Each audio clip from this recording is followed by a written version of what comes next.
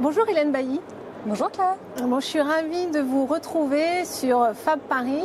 Nous sommes au Grand Palais. Lieu extraordinaire. Lieu extraordinaire pour ce moment extraordinaire aussi, ce rendez-vous incontournable du monde de l'art. Tout à fait. Sur lequel vous êtes exposante puisque vous présentez les œuvres de la galerie qui porte votre nom. Éponyme, oui, la galerie Hélène Bailly. Est-ce que vous pouvez nous présenter en quelques mots votre galerie, vos aspirations, la particularité de votre galerie, de votre univers donc, et puis nous raconter un petit peu aussi ce que vous avez souhaité présenter sur Fab Paris puisque vous êtes exposante. Avec joie.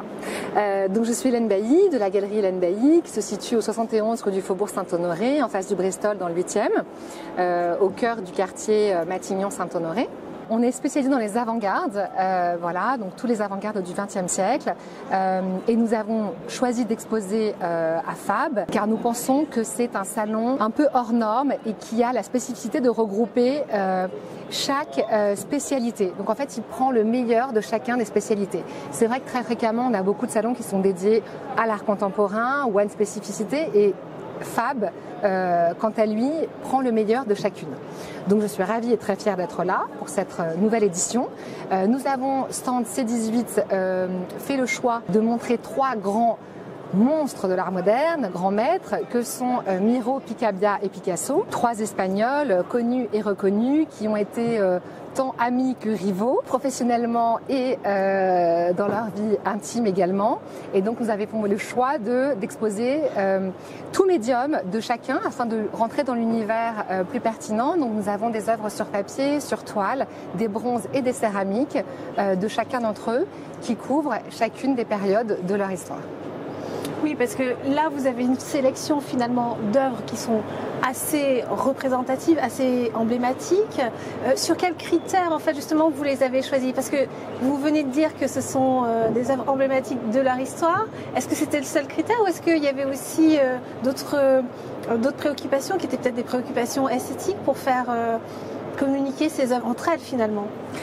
En fait, on se rend compte que assez naturellement que ce sont des contemporains. Donc en fait, ils ont effectivement vécu à la même période. Ils ont partagé des moments de vie et des ateliers ensemble. Et donc on a choisi effectivement de faire des parallèles entre, par exemple, cette partie importante de la vie de Picabia, que sont notamment les transparences, donc entre 1920 et 1930, et d'avoir en parallèle les courants des œuvres de Picasso qui développent ceci. De la même façon, on a choisi d'avoir des céramiques de Picasso qui est sa période à Valoris, et on voit en parallèle la collaboration de Miro avec Artigas sur la même période sur la céramique. Et c'est intéressant de voir que chacun a fait évoluer l'autre tout en ayant effectivement sa propre identité. Voilà. Oui, parce que finalement ils ont eu une influence les uns sur les autres au niveau de leur démarche artistique. Évidente. C'est l'histoire de l'art, ça. Effectivement, chacun se fait avancer, et donc c'est ça qui est assez fascinant. Et c'est vraiment ce qu'on a voulu montrer. Donc c'est vrai qu'on a des œuvres de Picasso. Picasso, on le sait, souvent veut développer sur un plan qui n'est pas tridimensionnel des œuvres en 3 dimensions. Picabia, de la même façon, a cette transparence, donc il fait de façon plus évidente. On a des références très intéressantes. Par exemple, on a un très joli papier de Picasso qui s'appelle Hommage à Degas, parce qu'on sait qu'il était fanatique de Degas, qu'il aimait beaucoup le classique. Et on a les références, par exemple, comme ce Picabia qui est derrière nous, qui s'appelle Célie, qui est un hommage à Botticelli, parce qu'on sait que Picabia avait la même affection pour les grands maîtres classiques que Picasso notamment.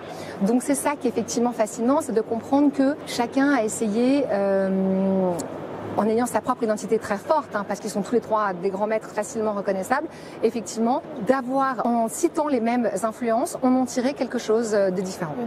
Ouais. Merci beaucoup Hélène. Merci.